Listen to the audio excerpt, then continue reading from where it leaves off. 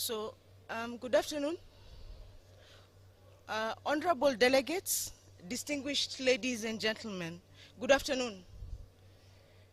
Are we all in the same session? Okay, great. So, welcome to the first of several concurrent sessions. We really value your attendance and participation in this session, which is titled, can we have that? Is there a slide for that? Is there a slide for the session? Kindly put it up. Yes. So the session is titled Enhancing Food Security Using Space Technologies. Now, in order to help us along with this discussion and in the interest of time, I will keep the introductions brief. We have a panel of experts drawn from academia, private business, also non-governmental and governmental organizations. So I will introduce our first speaker and panelist, Dr. Catherine Nakalembe from the University of Maryland. She's an associate professor at the University of Maryland in the Department of Geographical Sciences, and her research focuses on food security and artificial intelligence using Earth observation data from satellites and machine learning applications for small-scale agriculture, food security, and risk assessment. Dr. Nakalembe, welcome. Our second speaker and panelist is Mr. Juan Suarez from GNB.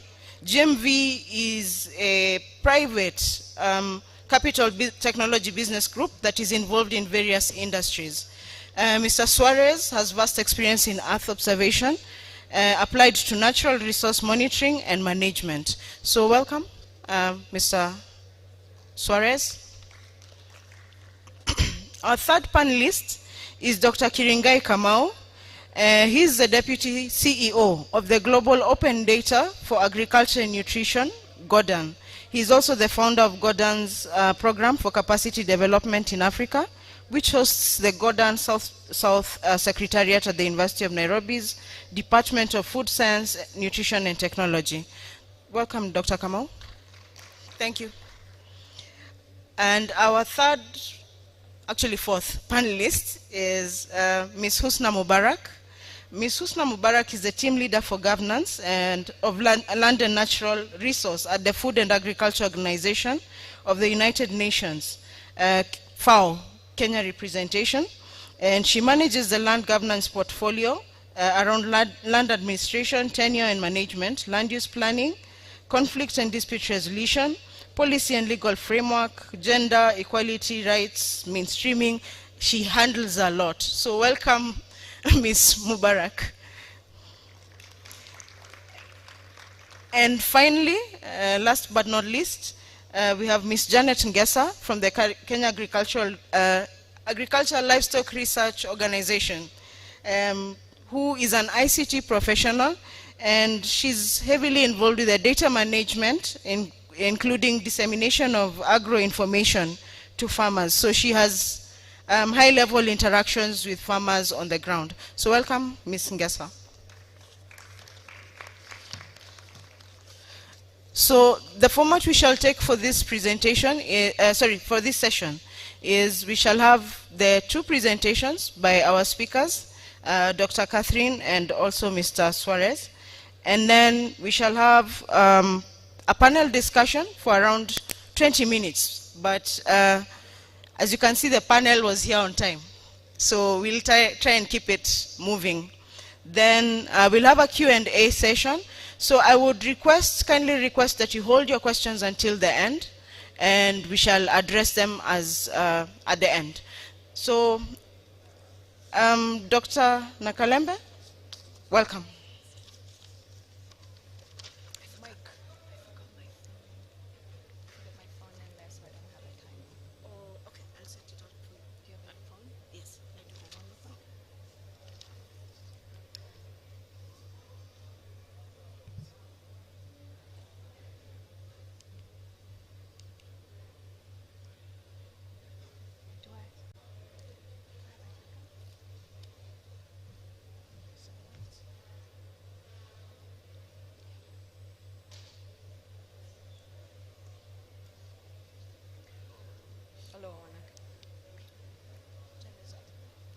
All right, good afternoon, everybody. I hope you had a good lunch. My name is Catherine Nakalembe. I'm an associate research professor at the University of Maryland, and I will talk about the NASA Harvest Africa program. This is under the broader NASA Harvest program, which is NASA's Agriculture and Food Security program, and it is intended to support integration and utilization of Earth observations for agriculture monitoring, working with stakeholders at different levels. And it is managed by the University of Maryland, and under this program, I'm the Africa Program Director. And so this is sort of an overview diagram. It really just generally applies to all of Earth observations. It's not as accurate as I want it to be, but it just, and we've kind of had a good overview already in the morning. We have satellites collecting data on Earth every day, everywhere.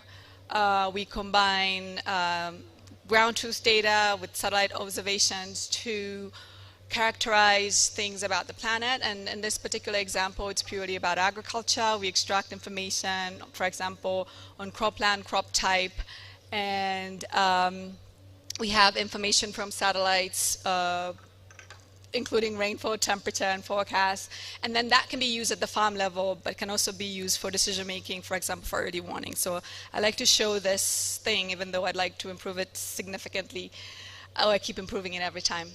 And as part of the Africa program priorities, we want to improve the systems where you can access information, for example, for crop conditions assessments.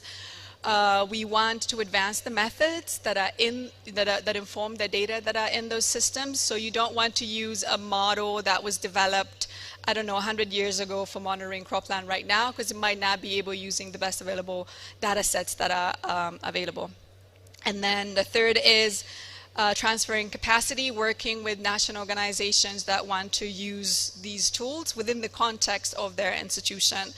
The other is, of course, partnerships. It's been said already today, you can't do all of this as one institution. So some examples of some of the EO data systems that we primarily use as part of our program. We have the Global Agriculture Monitoring System. Anybody, anywhere can literally analyze what's happening with cropland pretty much everywhere. We have, so this is just a few of some of them. One of the most common, most popular one that's used is the GLAM system. And then we have the crop monitor system in the bottom right. These are custom developed systems. They were developed as part of the Global Agriculture Monitoring Initiative, GeoGLAM, and customized for individual countries. And the examples that I'm showing here is when you zoom into Kenya or work on the Kenya platforms. So in terms of the methods, I'm going to go really quickly. We're working actively on improving methods for collecting ground truth. We can't take information out of satellites unless we have ground truth information to validate, train, and develop more models. And so we're doing some really interesting, really cool approaches that are specifically context relevant for within Africa. The next is, I wanted to show this example from a previous one. We have this project called Helmets Labeling Crops, using motorcycle drivers to collect data, and we're currently trying to do, these campaigns are actually ongoing in these countries in Africa. The other is, once we have some ground truth data from multiple places, we're coming up with smart ways of making the ground truth data sets machine learning ready and accessible to others. So we're compiling what we're calling Crop Harvest, which is a global data set of where there is ground truth information that you can use to develop, let's say, for example, a cropland map or a crop type map. With that information, we can develop cropland maps and crop type maps. And we're investing a lot of time in developing machine learning based approaches to extract and develop cropland informations, but in a scalable way, as well as making the data, the tools, the methods, all of them publicly available. So everything that I'm showing here can be accessed, including the papers, the guidance documents, as well as can be run for multiple countries. So this is an example result for a 2019 Kenya cropland map using our, what we're calling a crop mask workflow. And we're doing crop type mappings. An example of a common bean map for Kenya, it's a probability map, what the machine learning model is predicting as bean, common bean in Kenya.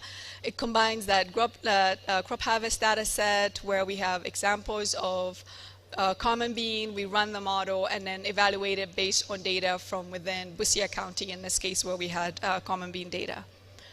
We're also trying to develop methods for delineating field boundaries. They're important for area estimation, for farm level management or assessment, and it's something that we're working heavily on using computer vision approaches, image segmentation as well. We are spending a lot of time on yield estimation, so we have a scalable approach for forecasting yield using remote sensing data. I added these images to show you an example of what it takes to collect data. This is being done by the Ministry of Agriculture here in Kenya.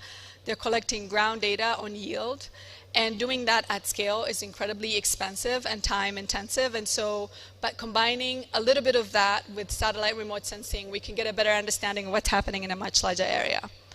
An example of our workflow that integrates earth observations, ground truth yield data going forward. An example of how those products can support decision support systems is this, with the using that GeoSIF model. It's a yield forecasting model. We've been able to support a regional food balance sheet, for example. Capacity, we do a lot of training, so I'm going to go really quickly through the next slides. Across multiple countries, with different individuals, different organizations, including universities. Our partners, this is just a few of some of the partners that we work with. The list is much bigger than this. In terms of impact, the crop monitor system that I showed before has been used and integrated for monitoring within Kenya, Uganda, Tanzania, Rwanda, Ethiopia, and Mali. It's built off of a global crop monitor system, and a lot of these systems are operational, including the one in Kenya that's being managed by the ministry. An example of the impact of having this system is the ministry is able to keep track of things that are happening in all the counties, and are reporting on extreme events in a way that's much more understood and shareable across multiple scales. And then in terms of the crop monitor impact, this is an example from this year. The ministry is coordinating with the different counties. They're able to keep track of where interventions have been implemented, as well as share information with the network of extension agents that contribute towards the crop monitor. Enabling risk financing is an example from Uganda. Using the GLAM system, they were able to develop this disaster risk financing program that over the 5 years of the program, they saved over $11 million by providing early warning using the system. Aspirations of our program, this is my last slide, is we want to increase access to using deep learning approaches for crop monitoring. We want to do more use-inspired work, so not throwing out and producing more data sets and products, but they have a purpose. And then growing our training program, having stronger real partnerships, and yeah, I guess the last two are the same, a stronger and equitable partnerships, so that we're working together. And we are, for example, trying to figure out a way of working with the Kenya Space Agency in multiple things. Thank you.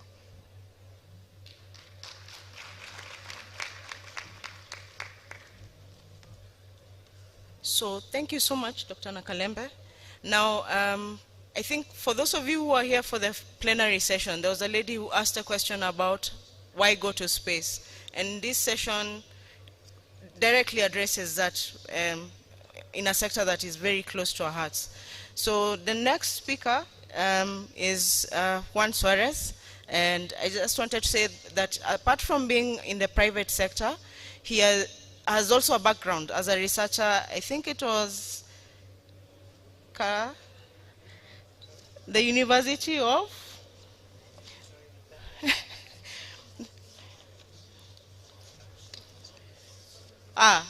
the University of Castilla-La Mancha.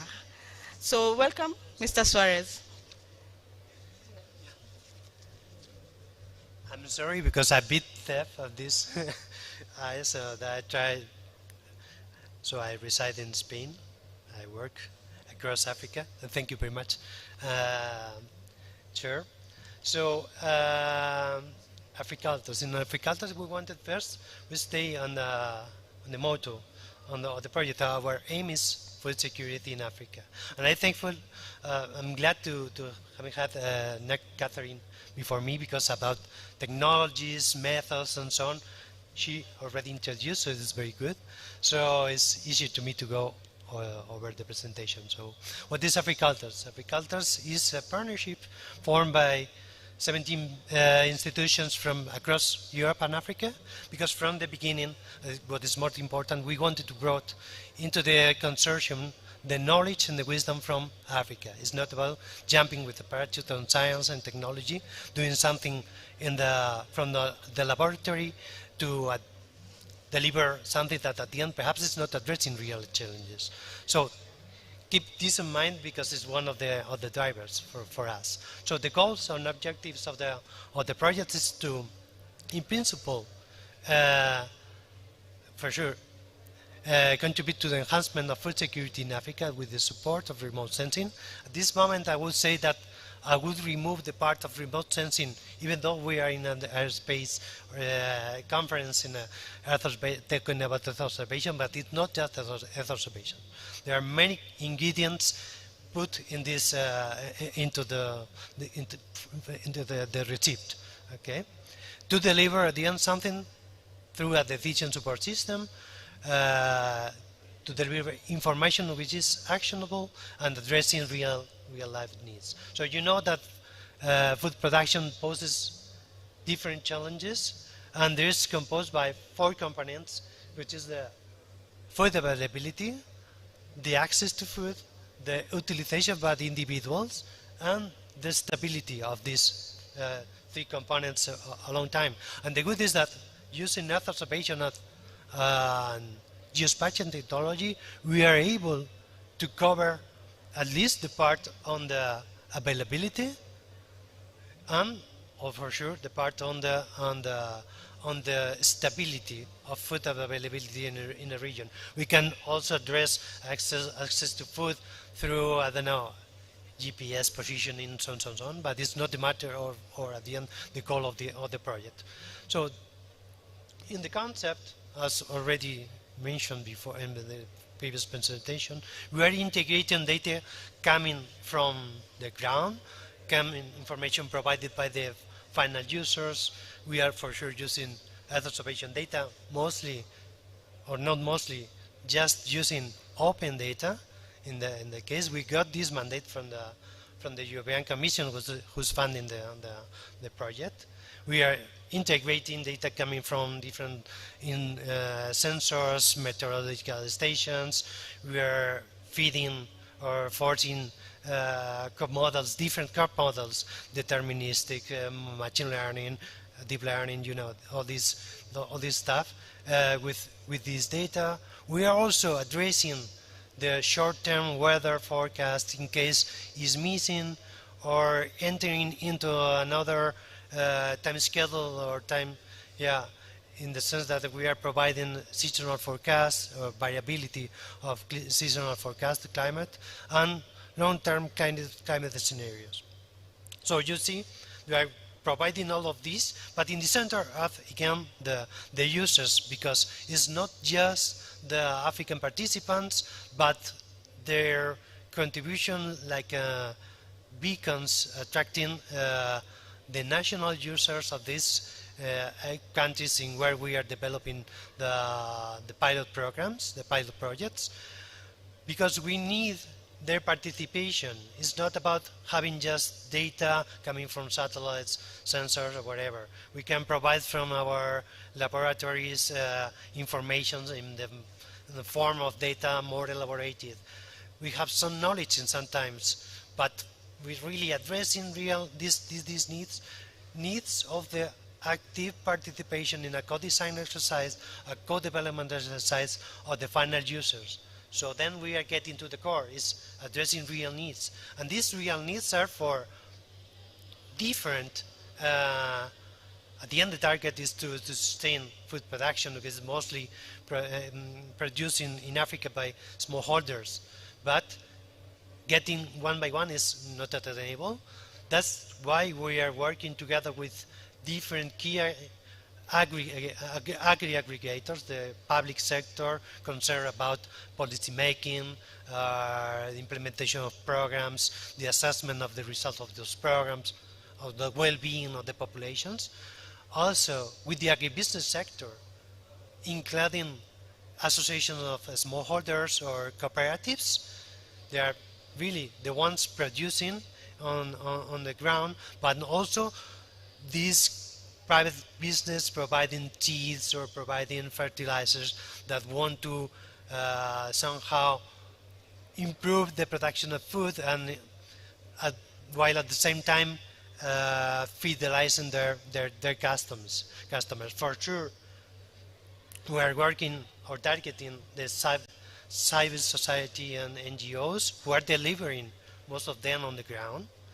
The financial and insurance sectors, which are key for the improvement of food security, because somehow if the farmer gets an digital ID, then he can get a loan, can be sustained, invest, reinvest in food production, get savings to invest on the improvement of their means and so on.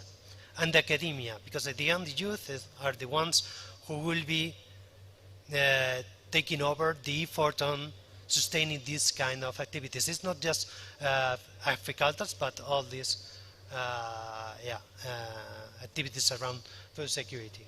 So what we have in the back end is engine for the services, for using crop models, then strain models, hydrological, meteorological, climatic models, and so on, but I don't want to get into. So, working together with the users of the project, we are delivering in this moment, and I'm missing in this slide one of the services, which is capacity development. But 7 information services that are mixed to serve different specific purpose that are implemented for some key crops in the continent, across the continent, including livestock, and through the 8, well, it's not 8, but 10 national use cases that are being implemented and deployed at this moment through the platform. We have a platform which is very important to us because it's like the window we have for the public, but for sure we can remove the platform, but at the end we have the services that can be combined, or we can unplug one of the services and put another one which is working better for sure. So we are so flexible to integrate at the end the whole value chain within agriculture. Because we are thinking about sustainability. Sustainability is based on trust, is based on plans, on co-branding, and so on, so on. But yeah, at the end is about collaboration and putting all these efforts we have together, because our vision at the end is agriculture to become like a food security innovation hub for Africa, including not just information, but good practices and case examples and means to others to create added value on top of what we are providing or what we are mainstreaming through agriculture. So I thank you very much. I'm sorry, I'm skipping.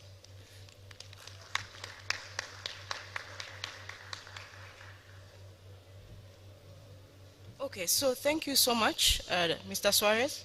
And we shall now move into the panel discussion session.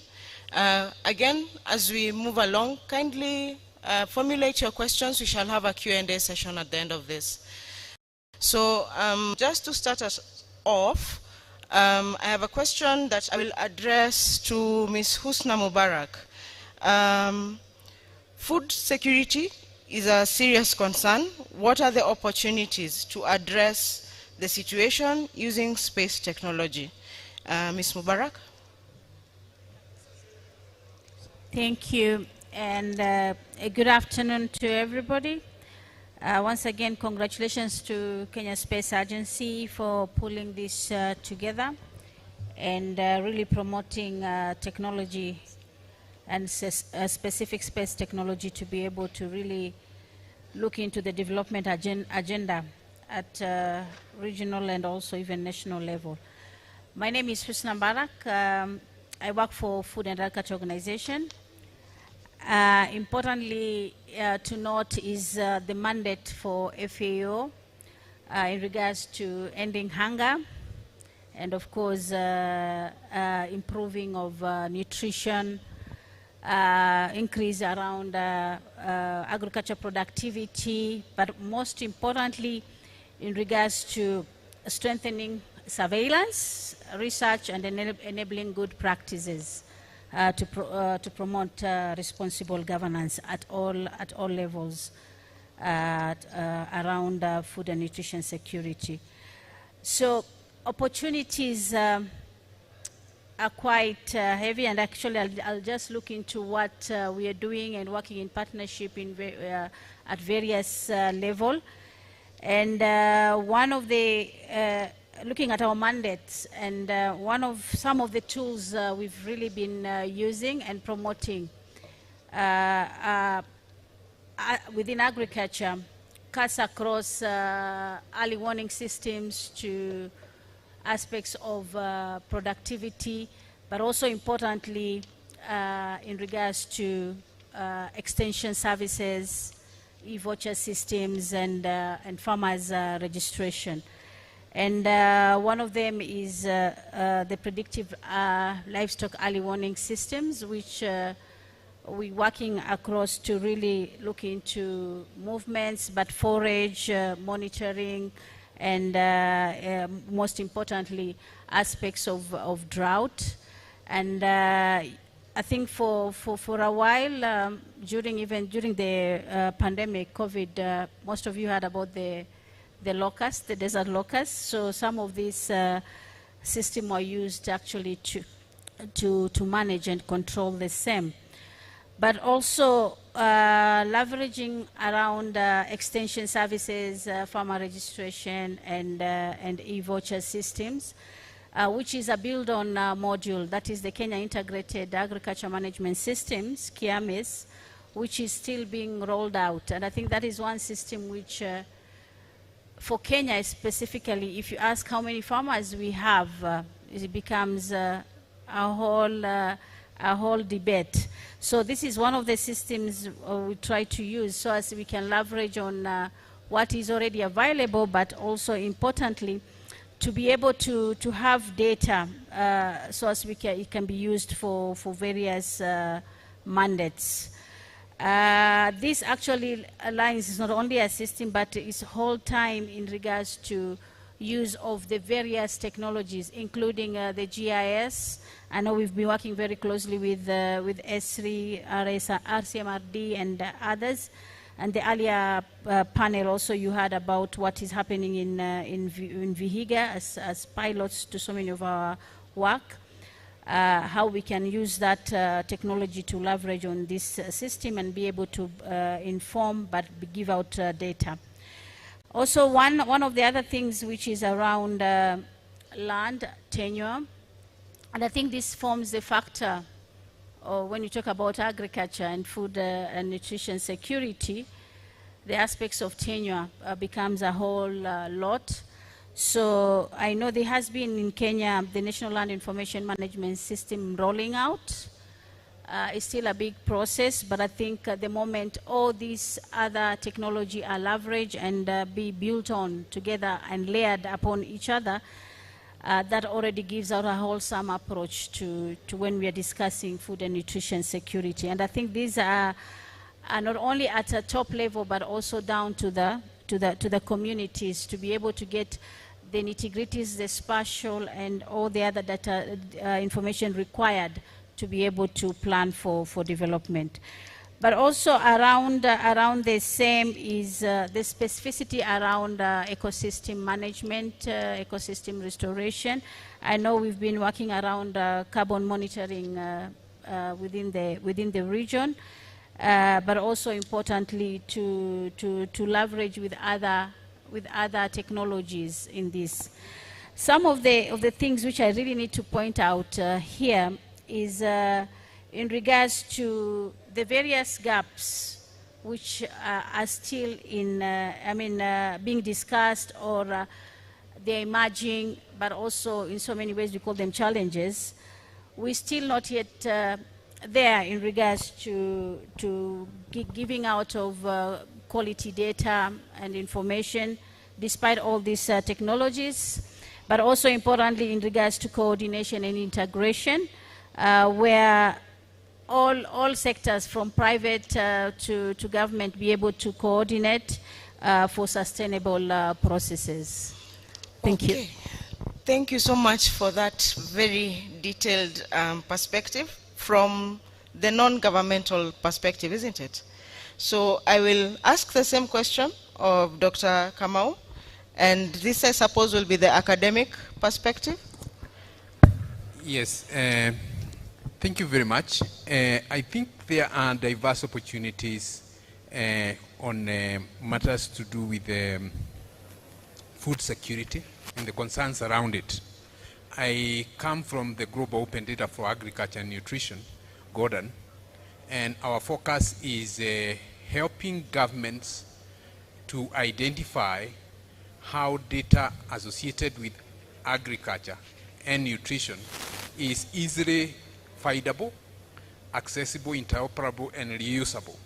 And when you actually come to talking about now use of satellite data, one of the biggest challenges that you find, and which I would dare say that whenever you find a challenge, there is an opportunity, is do we know how land has been used in the past and what are the potential that it has?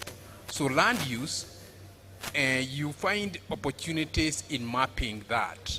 So the satellite infrastructure, we have satellites that span around the globe, and you will find every 5 days, for instance, you'll get some indication of what is happening on the ground. So the potential for land use is very important to help you with assessment. The other one that we find interesting is the one on monitoring of activities that are happening in the agricultural ecosystem. So you will find that you'll be in a position to monitor activities as are happening on a day-to-day basis, which gives you an opportunity also to capture whether there is challenges associated with weather variations. When you see a cropping failure, you will be able to detect that using the satellite infrastructure. It's an opportunity that you actually can do with developing solutions around that. And then you have the predictive dimension, which is what is currently being used very much amongst the many young people who are developing applications and institutions that have come with a predictive dimension of solutions around agriculture. And so you will find that there are opportunities in supporting the management and prediction, and more so creating of predictive technologies associated with AI and machine learning technologies. You'll find that universities today are very heavily involved in promoting students to create devices that help in capturing of the data to ground truth, whatever is happening, whatever data is being captured from the satellite, and then development of the algorithms that integrate these two. So I would say that there are diverse opportunities that you can bring in, and we can mention, of course, there are also opportunities in telling us whether we have sufficient rain coming so that you can effectively give an early warning around what is should be the precipitation expected in a particular period of time. I want to say that that is all that I can say on that one. Thank you. Okay, thank you so much, Dr. Kamau. Now, I've been requested to make a correction. Now, the Food and Agriculture Organization is not a non-governmental organization, but an intergovernmental agency or UN agency. So I think, is that accurate, Ms. Mubarak? Okay. So moving on, okay, just to summarize what Ms. Mubarak and Dr. Kamau have mentioned, that there are opportunities, and the opportunities are dependent on our exploitation of the available technology. Now I want to address the next question linked to that aspect to Ms. Ngesa on what are the limitations. We know that there are opportunities, but what are the limitations and challenges faced with the utilization of Earth observation data in addressing food security? Okay, I want to thank you for that opportunity.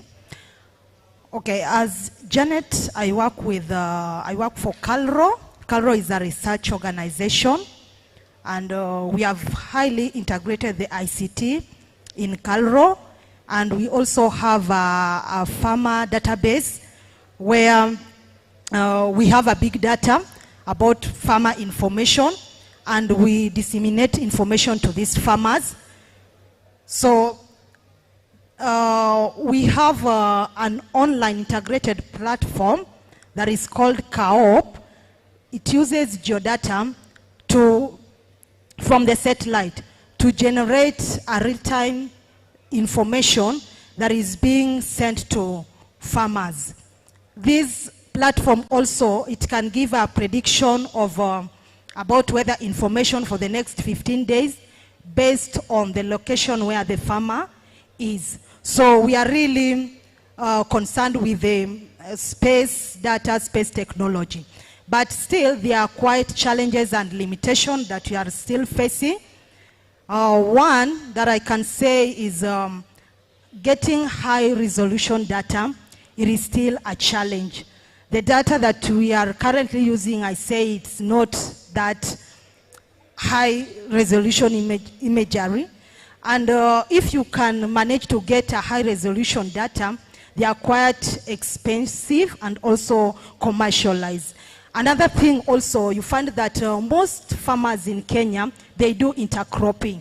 So intercropping becomes a bit challenge. When you want to train the model, it is still a challenge.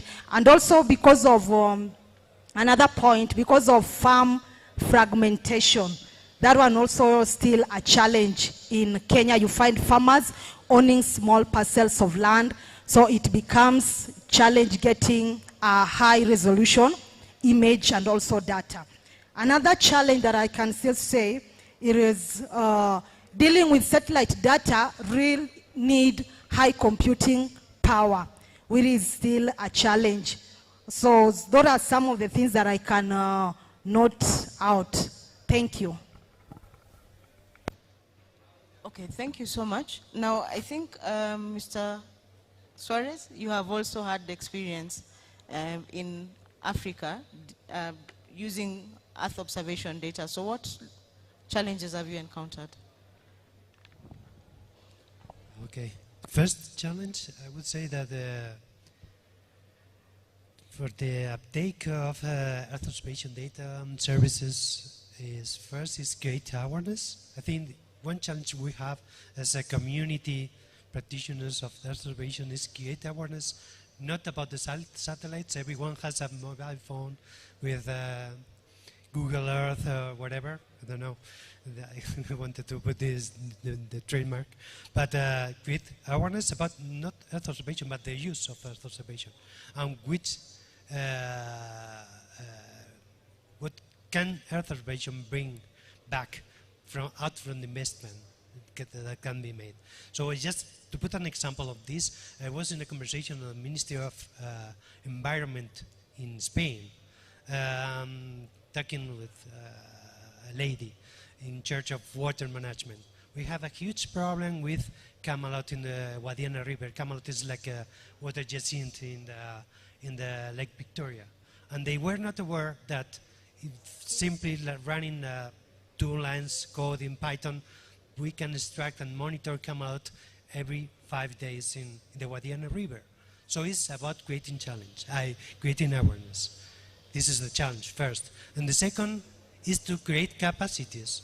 I should stick to my slides. So it's also create capacities within those making decisions on the uptake of Earth observation, because the more acquainted are them about Earth observation and geospatial data science, the more interested will be on implementing and on uptaking and sustaining a long time this. So I see this not just in Africa, but also in Europe, in Spain, at least where I live.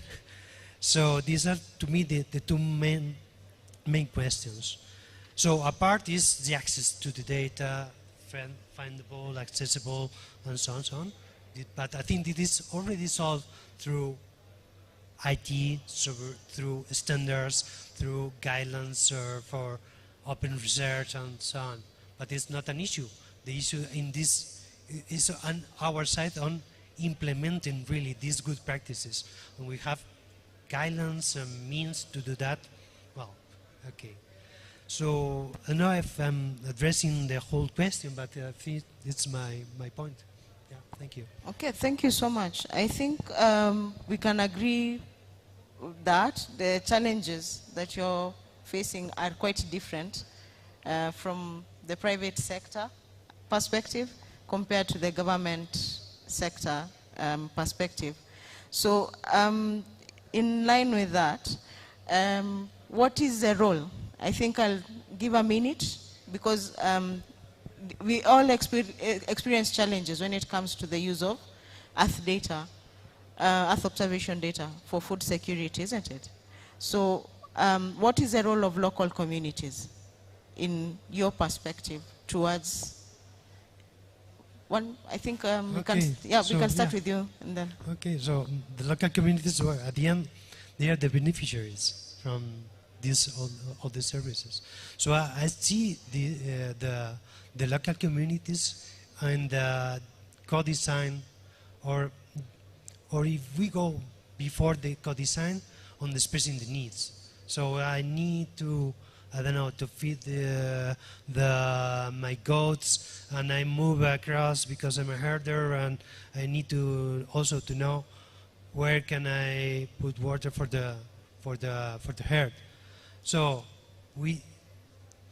the role of the local communities is to express these needs, because we as practitioners or industry or academia implementing services, at the end what we took is these needs, and through engineering we put this into requirements, the requirements on technology, requirements on science, on capacity development, on information. But at the end we are just doing what we know to do, but we need to really address those needs through requirements, because what we understand or what systems understand. And we see this role. And also within these local communities, it could be great if we can have at least the model farmer or the model herder that can be followed by the others. Okay, this is working, because at the end perhaps they're receiving just a SMS or I don't know, a message through the radio. But this is working, that's trustable, because it's addressing what we need. So we move to the other area in the blah blah, and so when we were able to feed our ships. Yeah, that's the reality. Okay. Perhaps it's biased because I'm coming to the Great North. I'm surprised because I'm the unique coming from Europe. So I rather prefer someone from Africultures, African delivering today. But okay, I've been invited. I'm very glad for this. I'm very thankful. But perhaps I'm biased on my view on the role of because I lack of the real knowledge. Yeah. Okay, thank you for that. Now, Dr. Nakalembe, your perspective. I think, it's sort of a combination, but I would kind of flip it. It's not what the role of the local community is. It is, if you think about it from a research perspective, as building use-inspired research, you start with a local community. It's not, putting them in your, if you think about it as a Lego, like then we'll put the local community in the context of the technology. So kind of working backwards, I think Juan gave a really good example. If it's a herder, what do they want? And then you work backwards and try to address the system. You also mentioned, we have a sufficient amount of tools, data sets, there are definitely solutions to solve. So if you think about Cairo being the organization for which this development is being done, you have to define it from what is Cairo wanting to do, where does Cairo stand, and what tools can get them to reach their end user. And then Cairo would work it backwards. We work with pastoralists. They need this and this and this, and then it kind of merges backwards. So rather than a top-down, since we have enough top-down things, we need to work from the bottom up. A really good example, which goes to some of the challenges that were discussed before, is that you hear from machine learning and earth observation people that we need training data. We need a lot of training data. And the solution for training data is not, in my opinion, I should say, people driving around in SUVs, to go to villages collecting data. The solution might just be to work with existing institutions within the local communities, county extension agents, universities that are within those regions to actually do the data collection, but that feeds into a broader context. So it's not as just data collection to produce a fantastic product, but it is data collection to meet a specific need for that specific community. I'm 100% certain that a county extension agent is a much better position to collect the right data than I am in a much more efficient way. So, considering the user as a way of inspiring what you do, I think is really important. Okay, thank you so much. So are there any divergent views or additions? Not quite divergent, but I think one thing which is noticeable here, even from what the two have talked, is for them, about them, with them. Because definitely whatever is done, it has to, even in terms of the quality, what exactly are we looking at is from the community side. So customization of different aspects, what will fit them is what is important. And that's why the role for community is quite very huge, not only in terms of data collection, but also in terms of progress monitoring and, giving out information all the time, but also ensuring that the same information is accessible by them at whatever time they require. Thank you. Yes, and maybe I can add the dimension of using farmer organizations as the nexus of data sourcing, given that agricultural activities at the grassroots, particularly when you have to say that you have already mapped that this region has this product or produce. Now the next thing is, can that be used if we mapped and showed that the potential of that area is so much? How do you ensure that what the farmers are doing now aggregates to actually demonstrate that really what was projected, because we predicted using our geospatial intentions, that is actually what has been realized, or there is a variance? And then you can be in a position now to enhance your agricultural practice on the basis of mapping that you actually did to predict how much has been collected and consumed, and then you are also now seeing that yes, the prediction and what is happening on the ground. So the farmers' transactional engagement gives you now another parameter of ground truthing what indeed you captured on the satellite imagery. Thank you. Okay, thank you. So I think to summarize, basically what we are all saying is the farmer is integral to basically the local community. They're integral to our use of Earth observation data. And I think for the audience, that the question may be, the entire panel, what we have discussed has to do a lot with crop production. So maybe what I bring in is, what are the emerging technologies that can be used, especially now with livestock production, with respect to Earth observation? So maybe one can start. Yeah, so the question is on the technologies, you mean? Yeah.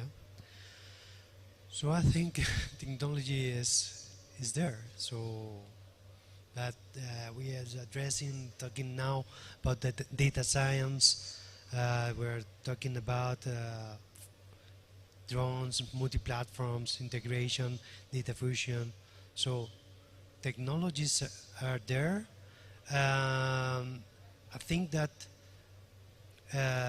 delivering at the end relies on the, let's say, on the energy these technologies consume. So I mean, so we have satellites, but we have tons of petabytes of data. So, okay, the technology is there to store the data, but getting the data, storing the data, spreading the data has a cost. So it's not, I'm not talking about technology actually. I'm talking about, yeah, the cost of the technology. If we are talking about implementation, for example, machine learning, some cases are super specific and very local. They are consuming time, they are consuming energy in terms of, okay, technology is there, but again, we need to do something that is sustainable, and technology must be also sustainable in the sense that we need to get funded in kind. We need to get funded with money to sustain these activities. So I don't think the hurdle is on technology. The hurdle is more on the how to sustain the application or the delivery, what we can do as a community. I say the ones in here and you there and the others outside.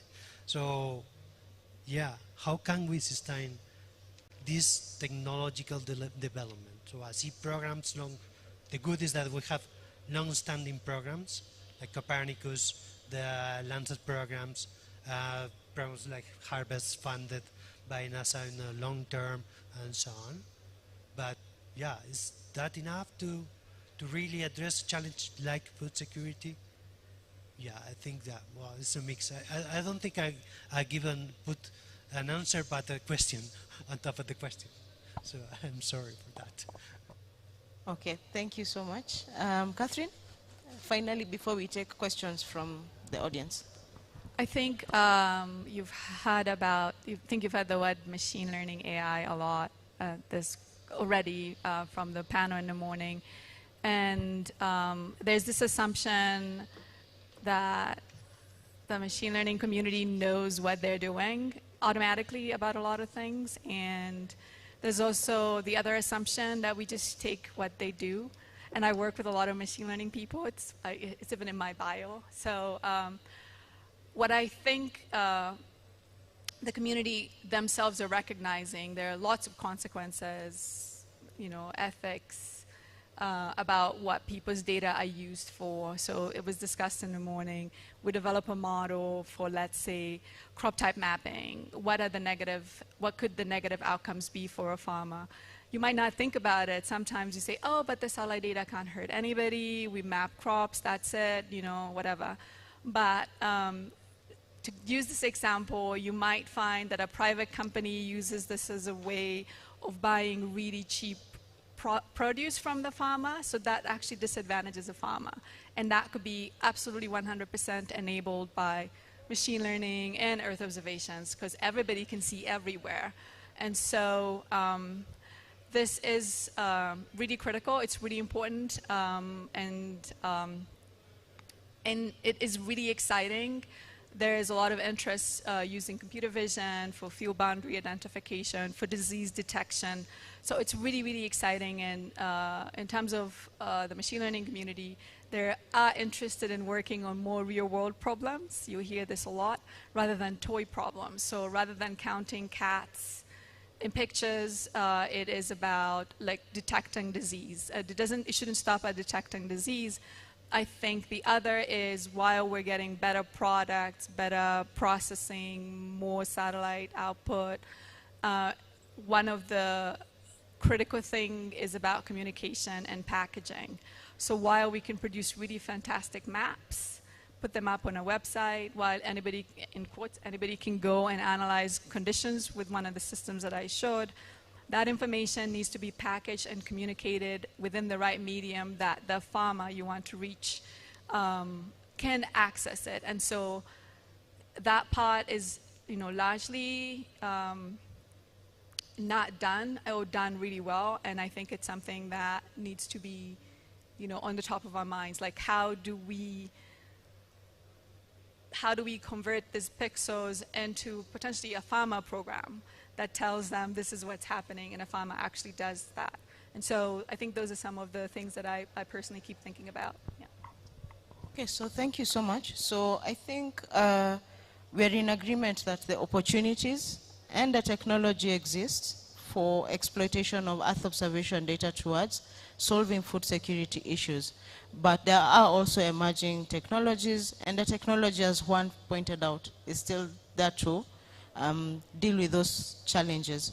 So we shall take 2 questions from the audience, so that in the interest of time we keep the session brief. So, questions? The lady from Cairo, I'm asking this because I am not agree very much with what she said. Actually, you said about the spatial resolution, no? You said that we need higher spatial resolution. Then please, which resolution do you need? Why 10 meters is not enough? So I like from you something more specific on the spatial resolution and the reason why 10 meters, for instance, are not enough. Is at 30 meters, but if we can get to 3 meters there or even below, that one can be more accurate and high. Thank you. I can maybe add to the question. So majority of crop fields within Eastern Africa are very, very small. So even at 10-meter resolution, you can't actually see a field boundary. You're always absolutely almost aggregating. And so even though 10 meters works really well for Europe, it was, if you're looking at Sentinel-2, if you're looking at Landsat, it was built for the US. 30 meters is perfect for the size of fields in the US. Fusing that data with other data sets works really well. Within what we're trying to do, we sometimes fuse it with planet data at 3-meter resolution. But if you were to actually really look at a map, you can't do any field scale type analysis. You can't disaggregate what's going on in a specific field. And going to the point that she made earlier about having mixed crops, you not only need higher resolution, you need hyperspectral data. And you might even start thinking about things like LIDAR, to know whether it's, maize mixed with beans versus something else. And so, it's something that if a satellite is designed for smallholder agriculture, it might need to be that, or otherwise the agriculture has to change to fit the satellite. So it's already been said and done and known that large-scale agriculture is actually not sustainable. So African agriculture can't become like US agriculture or European agriculture. Maybe there might be an in-between. And it might not be necessary to go, sub 5 meter, but maybe once every year we can have a very high resolution map for Africa. And I don't think that's an unreasonable ask. Are you considering in bringing in that local knowledge into the systems that you are building? Indigenous knowledge. And I think earlier on we also mentioned that it's for the people, by the people, for the communities, by the community, with the community. And I think this is where it brings all this information or the complexity in terms of what policy is giving, what the local knowledge is having. And there are at various levels. I know we at FAO, we're really looking into working directly, we are working directly with farmers in a way that to appreciate what exactly they are doing and how they have been doing it, including the livestock and the pastoralism land users. So as you are able to really advise better, but also inform better in terms of if there's any modernization or any new technology coming, how can it really, work with the communities? Because we all know that it's good to change and to reform, and it is a whole process. Sometimes it's very, very hard to change ways for communities so easily. So you have to really, you know, be able to capacity build all the time. But actually, that's some of the things which are happening. And I think a good example will be with the maize, and Carlo will attest in terms of how maize was adopted in Kenya and how is actually, I mean, how they are really looking forward to, you know, or working out to be able to really change the mindset against maize productivity, what alternatives we have, and how to really influence the communities in that. So I think that's very important, and I think that is some of the main or priority ingredients when you're talking about tools, you're talking about technology. So as you are able not only to inform, but also give better options if there are any, but appreciating what is already existing as local knowledge. Thank you. Okay, thank you so much. So I think we've come to the end of our session, and just to end the session, a vote of thanks to all of you for sticking through with us. Now, the experts are available after this session. You can meet with them. I think they can all attest to the fact that they're ready to collaborate and talk to you, right? Yeah, they're ready. So thank you to the delegates and also to the Kenya Space Agency and partners who have sponsored this wonderful event. I hope that we can see more of this. And I think the question is not why is Africa looking to space, but why weren't we looking to space before? So thank you so much and have a lovely afternoon. Okay, so there's some gifts to be awarded to the speakers.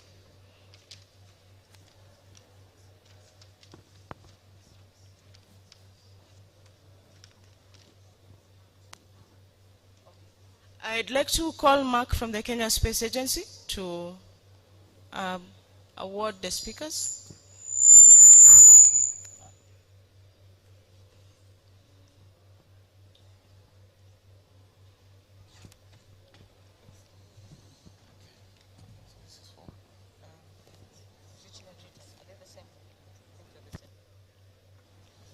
All right. On behalf of the agency and for the session, may I please award Ms. Nakalembe? Huh? You'll find out what is inside later. Okay. And on behalf of our speaker, Mr. Beltran, my problem. Juan Suarez from Africultures. I'd like to award this. Thank you very much. Thank you. So thank you so much. Enjoy the rest of the conference.